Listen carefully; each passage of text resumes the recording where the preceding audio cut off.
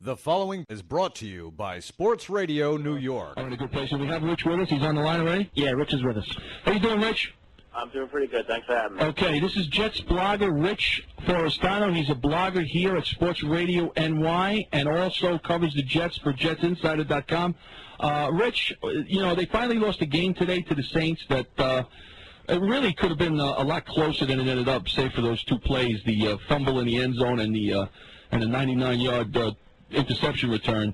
But when you look at their early season schedule, if you looked at their early season schedule a month ago, and you would have been thrilled if I told you they'd be 2-2 after 4 games, let alone 3-1. So I would say at this point they're ahead of the curve. Oh, absolutely, they're ahead of the curve. When I was looking at the schedule, actually, I was on the dog pound during the last week of the preseason, and we were going over the schedule. And I said I wouldn't be surprised if they were 1-3, 2-2 at this point in the season. So this is definitely, you know, a positive start for them. But today, obviously, you saw that Sanchez, he is a rookie. You know, he showed his rookie, you know, he had his bumps and bruises today, and it was eventually going to happen. I didn't think it was going to happen today, but it did. You know, Darren Sharper said earlier in the week he sees his eyes and he knows where he looks, and, well, he saw where he was looking today, and you could tell by that 99-yard interception. Right. Now, let me ask you, the feeling I got with this team before the season even started, there was a lot of enthusiasm with this team.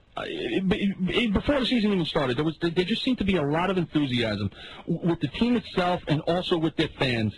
They just sensed that as well coming in, because I know their expectations were lower this year than they were last year, but I felt like the enthusiasm might have even been a little higher than it was last year. Did you have that feeling as well? Well, last year you got to take into account, you know, there was the whole Favre scenario. You know, they wanted to inject some life into the franchise, you know, get those PSLs going. And then when that didn't work out, you know, they wanted to make a splash in the draft, and they did by drafting Sanchez. They have a guy that they could keep, you know, under center for the next 12 to 15 years. And I definitely sense the enthusiasm up more this year instead of last year because of the new coaching staff. You know, you had Bart Scott coming in, Leo Shepard coming in. Right. He is being injured, you know, right now. And I feel it was definitely a good move. When I was out at Hofstra right before the season started, well, it was all positive thinking from the fans, from the players, obviously. And they definitely had this sort of swagger to them. They might have been brought down to earth today a little bit, but as you say it was. I mean, they're not going to win 16 games. You're going to lose some games. I mean, why not this week? I mean, you're playing against an undefeated team in their own ballpark. I don't think today was a disaster by any means.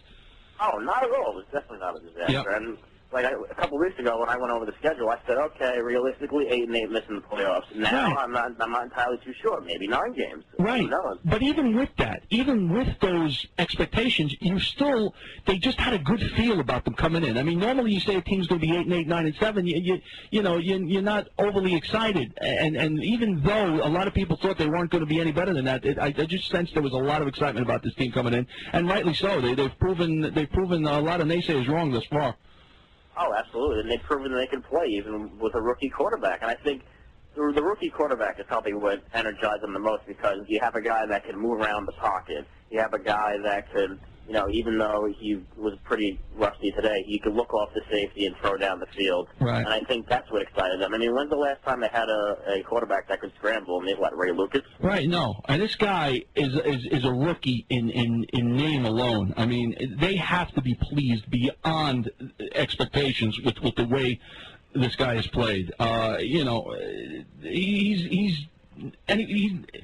They couldn't have possibly expected him to be as effective as he's been this early. Would you agree with that, or did they have a hunch that he would be this good?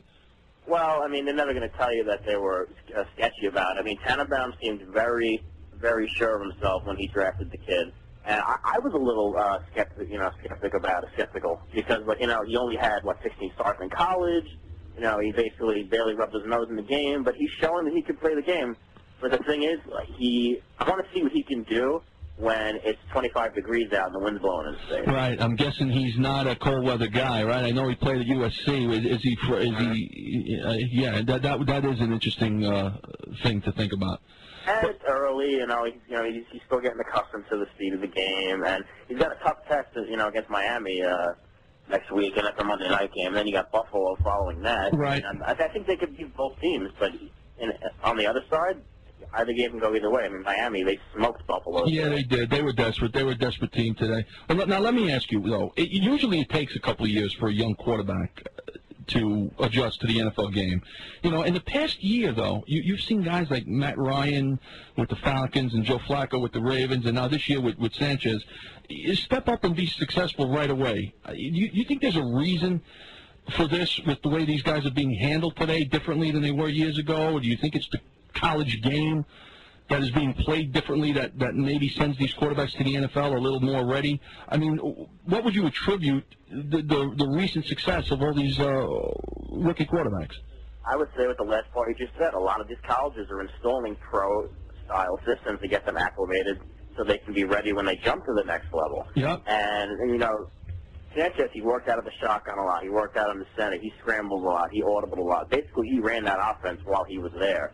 And you could see that he's running around. He's calling out signals. He knows what to do. He just has to implement it in the correct way. He did it the first 3 games very well. He managed the game, and when he had to make plays, he did.